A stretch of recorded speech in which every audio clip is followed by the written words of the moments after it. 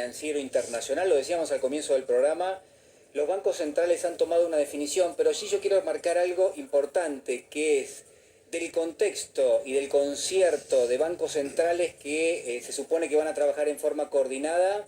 Hay que poner y subrayar sobre todo el accionar de la Reserva Federal. ¿Qué está pasando en este momento? Si uno lo analiza bien, si uno le presta atención, lo que está pasando es, hay bancos centrales en el mundo que no tienen los dólares suficientes para respaldar a sus propios bancos, los bancos que funcionan en cada uno de sus países, cuando la gente va a retirar los dólares por ventanilla. Entonces la Reserva Federal de los Estados Unidos, que es la que tiene los dólares, se supone de todo el mundo prácticamente, lo que dice es, vos me mandás a mí, por ejemplo, el Banco Central de Europa, me mandás euros, yo te voy a mandar los dólares. Lo que pasa es que hay que ver en qué medida eso es viable. Pareciera que no es muy viable, pareciera que no es... Qué lindo, ¿no? No, bueno, con un fenómeno, Julián, sí, que tiene que ver con el tema de la bancarización online. Porque antes, incluso los bancos, vos veías a las personas que iban a la sucursal para quitar sus ahorros, llevaba un tiempo. Ahora el desplome es, en un ratito, sacando todas las personas La situación no solamente es inédita en ese sentido, sino que además, creo que como decía Roberto Feletti, como decía también el doctor Ubeira, refleja bastante bien cómo cambió la arquitectura financiera internacional. Y la pregunta es, en un momento donde los bancos centrales, donde la propia Reserva Federal dice, señores, yo voy a salir a asistir con todo lo que tengo para que no haya un crash en términos financieros a nivel mundial. La Argentina le tiene que respetar la letra del Fondo Monetario que está hecha con otro... Es lo que argumentamos antes, ¿no? Es una oportunidad. No, digo, no, primero porque hay un problema de legitimidad de origen de ese desembolso, pero segundo, porque estamos en un crack financiero internacional, donde además, yo te decía antes, cae la economía real y sube el valor de las acciones en la bolsa. Hay un desequilibrio entre activos financieros y activos reales. Lo que va a pasar acá es que tiene que haber una destrucción de activos financieros, porque si no va a haber una destrucción de la economía real. Y esto es lo que se está discutiendo en el mundo. Entonces, si nosotros vamos a seguir con la lógica con la cual nos prestaron y defendiendo el valor del préstamo del fondo, lo que nos vamos a encontrar es que vamos a terminar destruyendo nuestra economía real. Pero aparte por respetar un activo financiero. Esta lógica es la que tiene que terminar. Yo quiero hacer una pregunta. ¿Dónde están los dólares? Bueno, está mal, ¿no? Capuchetti está investigando. ¿Dónde están los dólares? Capuchetti está en eso. No, pero digo, los dólares con la ironía de Úrsula yo ya no puedo. Del mundo. Pero a ver, digo, cuando va alguien a ventanilla en un banco estadounidense a buscar los dólares y le dice, mire, de verdad, no los tenemos físicos. ¿Pero cómo no los tenés físicos? Pero alguien, seguro alguien los tiene. Pero entonces vos me estás diciendo, pero Juli, vos me estás diciendo que los estados van a proteger a los bancos cuando el Estado es malo. Que alguien guardó los dólares físicos, están guardados en algún lugar. Quiero hacer una reflexión sobre este tema, que me parece que es fundamental en este momento del mundo. Mañana está llegando Xi Jinping a Rusia. Esa reunión para mí significa un montón de cuestiones de lo que va a pasar geopolíticamente en el mundo. Alguien puede preguntar, hoy Putin se pasó por Mariupol, principal puerto triguero uno de los principales puertos trigueros del Mar Negro. Paseó por ahí. ¿Por qué va Xi Jinping a China? Habría que preguntárselo lógicamente, ¿no es cierto? ¿Por qué va?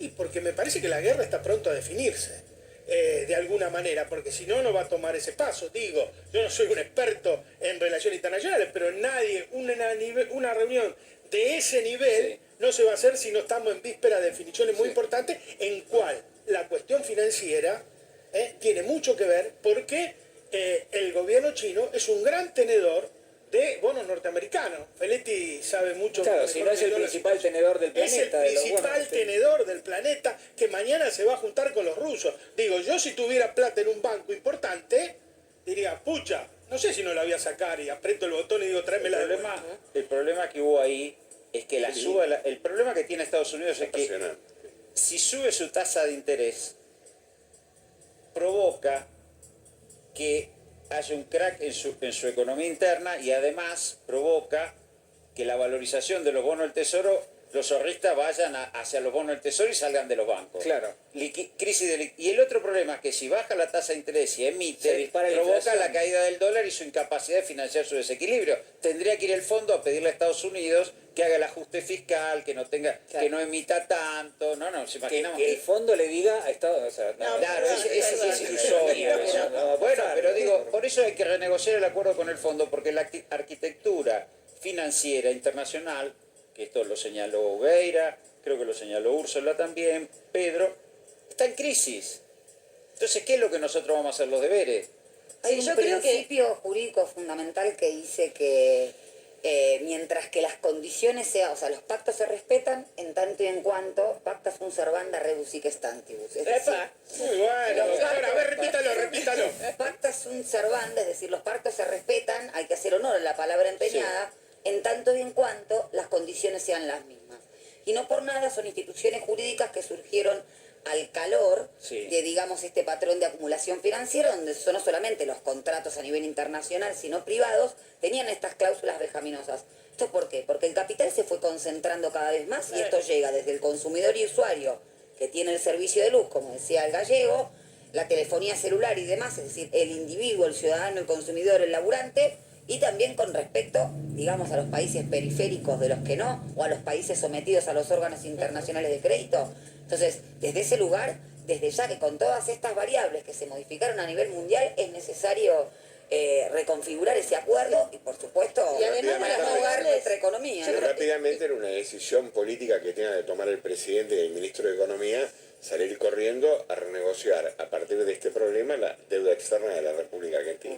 Bueno, Pero también si no era hay un buen riesgo moral momento. para los También, banqueros, no tam- puede haber riesgo moral. no, yo Abonando creo que lo también se lo perdió. dice no hay riesgo moral para los banqueros, no puede haber riesgo moral para nosotros, porque querramos renegociar un acuerdo que tuvo un vicio de origen. ¿Qué es riesgo moral para que se Y entienda? el riesgo Eso? moral es decir, Que no decir, pagás. vos administraste mal los fondos que te confiaron los Claro, ahorristas. exacto. Y entonces el ahorrista confió y entonces debiera haber sanción con el banquero y el ahorrista debiera perder y ese banquero debiera ir a la cárcel.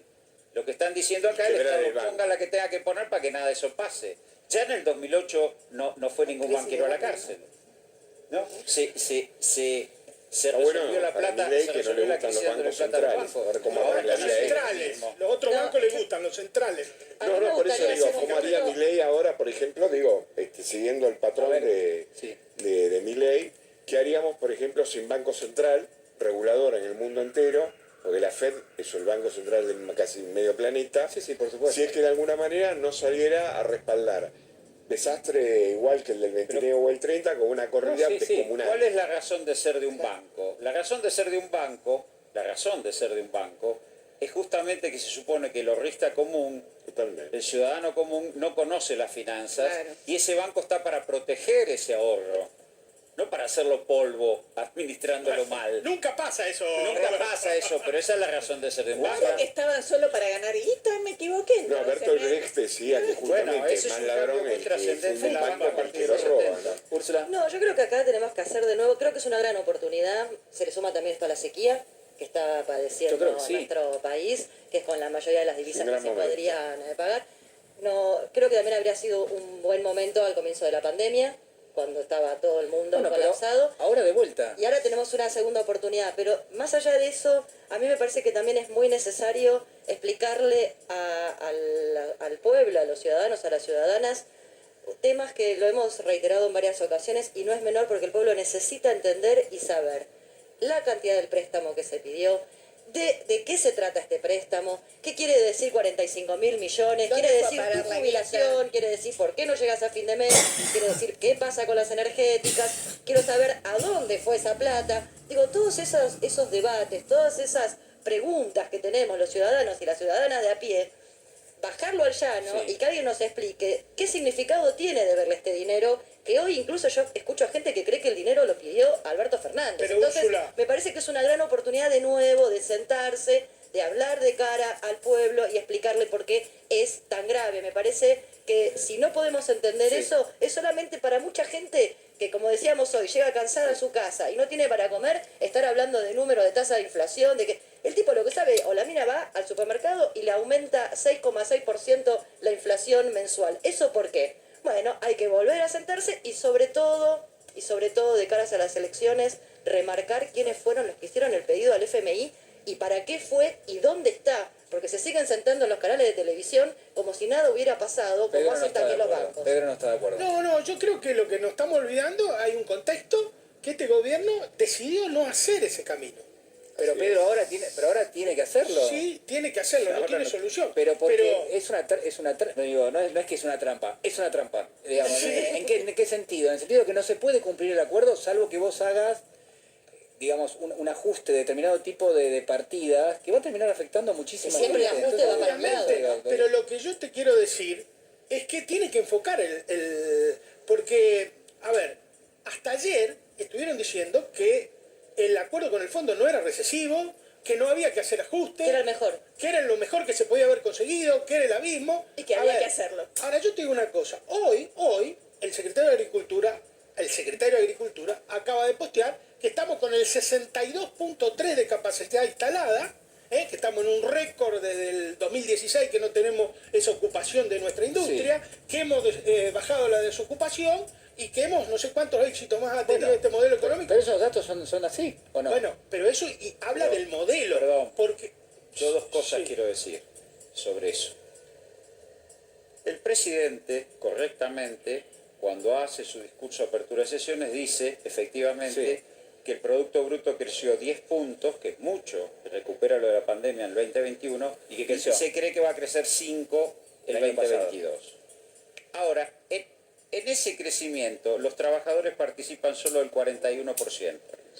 Y el segundo punto que hay que tener en cuenta Sí. es que el desempleo en el 2021 era 8 y con un crecimiento del 5 bajó al 7. Es decir, que la relación desempleo-producto es baja. O sea, tuvimos que crecer 5 puntos para bajar un punto del desempleo.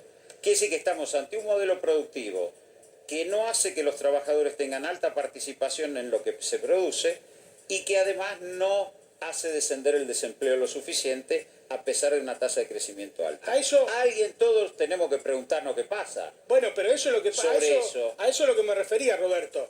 Ese es el modelo.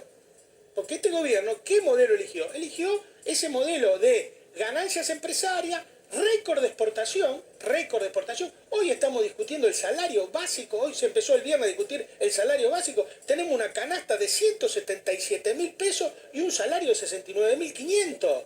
A ver, el modelo es que la gente votó peronismo, defensa del mercado interno, sustitución de importaciones, altos salarios, mejores jubilaciones y todo lo demás. Y lo que está gobernando es un neofrondicismo que lo único que le interesa son las utilidades de las empresas, exportar mucho, utilidad empresaria, crecimiento, pero no le interesa el tema de la distribución y del mercado interno. Por eso tenés baja elasticidad empleo-producto y por eso tenés Bueno, baja participación. pero el de los problema es el trabajadores en modelo. producto. Cuando el gobierno, cuando dice... Pero el Pedro, gobierno si yo te cuando escucho a vos sí. así, digo, pero esto es igual al programa económico que podría aplicar el expresidente